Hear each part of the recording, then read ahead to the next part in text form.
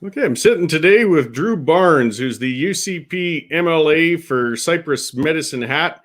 He's one of the remaining original Wild Rosers, and he's stayed pretty dedicated to those grassroots principles now, even while being in big government in a different sort of seat and role. So it's really been appreciated, Drew. You've been outspoken when we really don't hear a heck of a lot from individual caucus members, unfortunately, on a lot of trying issues right now. I guess I might as well start, though. Well, thanks for joining me and address the big elephant in the room. It's the COVID restrictions, the pandemic restrictions on small business. You're one of the few who's been at least speaking up, saying, hey, we've really got to lighten up on these businesses. We're crushing them. Maybe you can expand a bit on where your stance has been on that lately. Yeah, Cory, thanks. Thanks for what you do, and thanks for talking to me today. It's clear to me that we need more of a regional approach. First of all, let's start in Cypress Medicine Hat in the southeast part of the province. Yesterday, we're down to 24 cases. Unfortunately, in long-term care by far and away the most. Saskatchewan, right next door, gyms are open. You can have in-person dining in restaurants. It's and the real sad part, maybe to the main part of this, is we've had a mental health and an economic crisis down here, at least as big as the COVID crisis. So sad about our overdoses and our mental health effects. It's created a lot of hardship for families and the people down here. And Cory, the other thing is everywhere you go, people are so respectful. Masks are worn, even though it's debatable about the effectiveness. Social distancing is everywhere. People are following the rules, as best as people can. And we're in a situation where, like one case in Cypress County, none in 40 Mile County, to my knowledge, 24 in Medicine Hat. So in an area 400 by 300 miles, and there's not a COVID problem, there's a mental health problem. And secondly, our hospital. By all accounts, our hospital is not overwhelmed. Our hospital is not overfilling. For goodness sakes, we've got whole floors empty in the hospital that something could happen if they had to. We've been in this for 11 months, and it's disappointing that Alberta Health Services hasn't come up with more ways to handle in the event that the hospitals get overwhelmed, which seems to be the main fear. We need a regional approach. We need an open approach. Cory, if I can continue, I put out yesterday about South Dakota that has kept their economy open, and now their unemployment rate is 3%. And possibly this focus on the locking everything down hasn't allowed us to focus on things like Florida has done. I understand in Florida, if you're a long-term healthcare worker, you take a 5-minute rapid blood test, which is 94% effective before you go in to work in the long-term care center. Of course, we're hearing here that our tests may be 50% ineffective. It's let's open up things. Let's engage on our economy. Let's have a regional approach. Let's focus on long-term care. Thank you. Yeah, well, we know the damage that COVID-19 can do. I mean, to a vulnerable person, a senior, or some of those even young, healthy 1 in a million people who get taken down by it. I mean, it's tragic. We want to protect and reduce that as much as possible. But I appreciate you bringing up there is a cost. People keep talking about the cost of COVID, but they're not talking about the cost of these lockdowns, and those costs are growing, and they're really pressuring people, as you said, with mental health and financially. I went out yesterday, actually, to a restaurant in Bashaw there, and the Noble Fox, and had a great meal of Mexican food. And their point was, if Walmart can do it, we can do it. They had masks set up at the front door. They had hand sanitizers. The tables were spread out. They're doing everything by the rules. They are taking it seriously, but they say, look, we've got to pay our bills. We've got to stay solvent or we're going to go bankrupt. So it's this selective nature of the lockdowns, which is really frustrating a lot of people. As we said, I could walk into a crowded Costco, and they are crowded, but I can't go into a small local restaurant and sit down 6 feet from another patron and eat a meal. So I know there's been some discussion Is there some discussion in caucus and government about trying to get some consistency, or as you said, perhaps regional, implementation? Oh, absolutely. There's lots of talk. There's lots of ideas being looked at, and that's it exactly. When Premier Kenney and the government first came out saying businesses had to be essential versus non-essential, he later apologized, said safe versus non-safe should have been the requirement, and that's exactly where we're at. I can't count the number of people I know, particularly young people, whose lives are totally derailed because of the COVID crisis, who at least were finding some opportunity to vent some physical energy or get mental energy in gyms.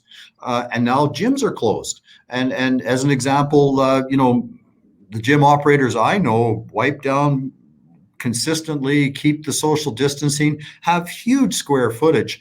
And now a lot of these people are meeting on their own and doing their own thing because, physical health is mental health, social is mental health, and then we've seen it too from the traffics in the malls to the big box stores, and again we're in Medicine Hat and Cypress Medicine Hat. People are totally respectful everywhere you go. The mask wearing is very, very high. People do everything they can to social distance, and let's make safe the requirement. I'm seeing what the CFIB put out the other day. 40% of businesses in Alberta are closed. I think it was 24% in Saskatchewan are closed. When we look at what governments and utility companies provided for deferrals, yeah, it was something, but a short-term, 90-day or 180-day deferral on your taxes or your utilities. But at the end of the day, you still had to pay in full. Think of the hardship for these employers. And Cory, think of the hardship for their employees, people that day in, day out show up, work hard, provide us great service, who, if there's not revenue there to pay, this hardship is going to magnify. And again, the economic crisis, the mental health crisis is at least as big as the COVID crisis. Yeah, well, there's a lot of kicking the can down the road. And as you said, people in retail or gyms or restaurants, these typically aren't high paying positions either. These aren't people who had a lot of savings to fall back on necessarily. They might have been younger people just getting going, or people who were on fixed incomes just making some extra money. So this hurts them a heck of a lot more. I think there's a lot of misunderstanding. A lot of people who really support the lockdowns are people with stable salaries that aren't directly feeling that, don't understand the stress of not knowing how you're going to make your rent or a mortgage payment or just get your kids clothes for school for the year. It's being forgotten. So I appreciate some people bringing it up. And now with the opposition with Rachel Notley, she's spoken, and I kind of agree in a yes and no. She's very frustrated with businesses opening. She wants them to remain closed. That's standard for, I guess, that type of ideology. But if the state is going to force a business to stay closed, then that's the one situation where I see the state obligated to at least pad that damage that they've been causing. I'd rather just have the place open, because we just can't afford to keep spending like this, though. We can't just keep pouring money in, and it's just a Band-Aid solution. So you've spoken recently, you've always been outspoken on getting spending under control, which is sort of a voice in the wilderness with the massive spending increases on every level of government with this pandemic. How do you feel we can approach getting some spending restraint and control while still dealing with this ongoing nightmare? Okay, well, thanks for that. Yeah, Cory, we absolutely have to. Taxes were too high to begin with, and governments were running deficits at least as big as the tax revenue they were taking from individuals and individual families. Lots of things we can do. Back up to one of your original points, when the second lockdown hit in Alberta, I know families who husband and wife both got laid off the same day, and some of their working and adult children. Can you imagine the hardship of that? What a problem that is. So one of the reasons that I decided a short time ago, excuse me for a sec, during the pandemic, I'm donating 20% of my MLA wage to charities. My first one was to the Salvation Army. My second one is going to be to the United Way. And one of the reasons for that is exactly what you said. The rift between public and private has grown considerably during this. It's a lot of private employees have lost everything. from their businesses to their jobs. A lot have lost significantly. And when all levels of government, we're spending too much to begin with. It removes our freedom, it removes our competitiveness, and it removes our opportunity to be productive. Cory, I've said to lots of people in the last while, 3 of my good friends who have been successful here in southern Alberta have all told me in the last 2 or 3 months they are moving their money out of Alberta, out of Canada. And it's because of too much regulation and the fear of high taxes. Of course, today we're social media, the fact that our CPP premiums are up substantially.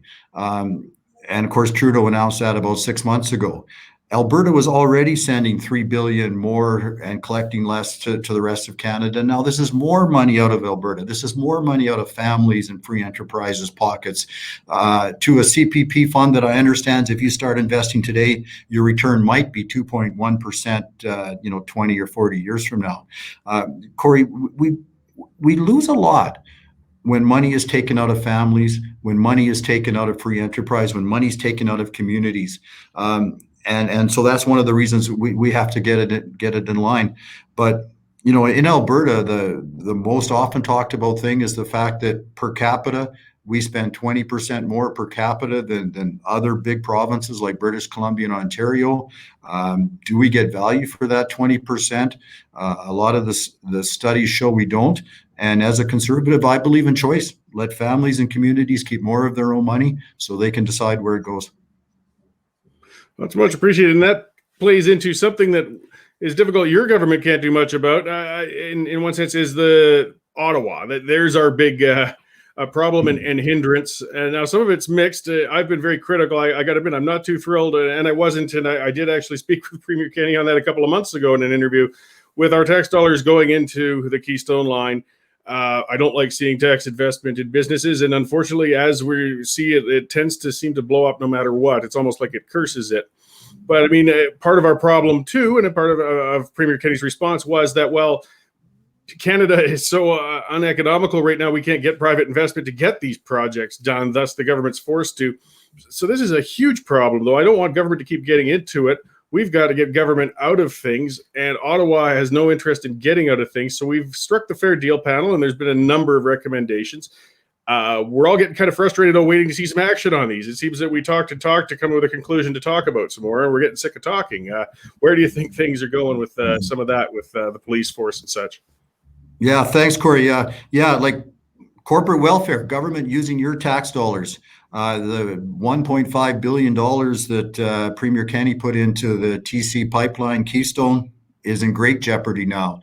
Let's not forget that Rachel Notley and her oil by rail was another $2 billion loss that the NDP had just put us in. Let's not forget that the Progressive Conservatives started the Sturgeon Redwater Upgrader, which I think was just a $5 billion write-down on last year's budget. And some economists are estimating this could be a $26 billion loss to Alberta families before it's said and done. Cory, it doesn't work. You're so right. And then the Fair Deal panel. I was so pleased that I had the opportunity to listen to hundreds of Albertans say what they said. And 80% said, we're not getting a fair deal, and they want to take the risk. They have the courage to push Ottawa for a fair deal. And I said there has to be consequences. And that consequences includes that if Ottawa doesn't give us a fair deal someday, we have to have a referendum on independence. And at this point, it's been a year since the fair deal. It's been 20 years since Tom Flanagan, Ken Boozagal, Andy Crooks, Stephen Harper first penned the fair deal, the firewall letter rather, saying that Alberta should build its own infrastructure, its own pension plan, its own police force, its own tax collection, its own more control over immigration, and it just hasn't been done. And it's time to push back. I think Premier Kenney at this point has put out applications for a chief firearms officer. That's a start. Cory, I think we should go one further and let permit holders elect their chief firearms officer, somebody who will be directly accountable to the needs and the wants and the ideas of Albertans. We have a $2 million study going on right now to look at our own police force. Again, I understand that the cost of policing through union negotiations and that kind of thing is about to rise substantially for the RCMP. So if that's the case, that's going to make any subsidy we get from Ottawa in jeopardy anyway. You know, my goodness, Cory, Ottawa's $430 billion deficit this year is going to put everything in jeopardy. So let's Alberta be strong. And rural crime, we could talk forever about the problems of rural crime. I was in a community a year ago during the fair deal, and that night 17 pickups were stolen. 17 pickups? Like, are you kidding me? And anyway, so that needs addressing. That needs more accountability and more responsiveness to the people of Alberta, which means the Premier and the Cabinet of Alberta. So we absolutely have to put Ottawa on notice that we need resource movement, and that includes Energy East, that includes Northern Gateway, probably Eagle Spirit. So we can be productive and we can grow. We need Ottawa to understand clearly that $25 billion a year in transfers out of Alberta is not going to continue. We also need some constitutional changes. The number of people that went to the mic during the fair deal, Cory, that are so frustrated that we don't have a Senate that can counterbalance, so frustrated that the elections are decided long before Albertan votes are even counted. And we see it every day where the Liberals and the Conservative Party of Canada play to the bigger population bases in Eastern Canada. And that's not how you protect individual rights. That's not how you protect families and free enterprise. Yeah, well, it's a whole lot to unpack. And again, I mean, we're in agreement on it. So I mean, I think most Albertans are in agreement on it. What we're looking for now is we just want to see some actual movement on it. I hope to see it. You've been an active voice inside and outside of caucus, trying to get the gears turning on this. I appreciate that, and hope you carry on with it. So where can people keep an eye on you and your activities outside of, just the direct channels of media there? Okay, well, yeah, absolutely. Through the social media, through Facebook and Twitter, through Instagram, or you can email me at any time at drew.barnes@assembly.ab.ca. I'd love to converse. I'd love to hear your ideas to make Alberta the freest, most prosperous place in the whole world. We have the people, we have the resources, we're risk takers, we're creative. We can get that job done. There's a lot of work ahead, Cory, but as you're alluding to, Albertans have been woken up like never before. Albertans know that nothing's going to change unless it's pushed. And every day I hear it in Alberta and Cypress Medicine Hat that they're more frustrated, but they've risen to the challenge and they want change. Great. Well, thank you very much, Drew. I hope we can check in again down the road here and have another talk, and maybe we'll have some progress updates to report at that time and see how things are going. Sounds great, Cory. Thank you very much. I appreciate it. Thanks.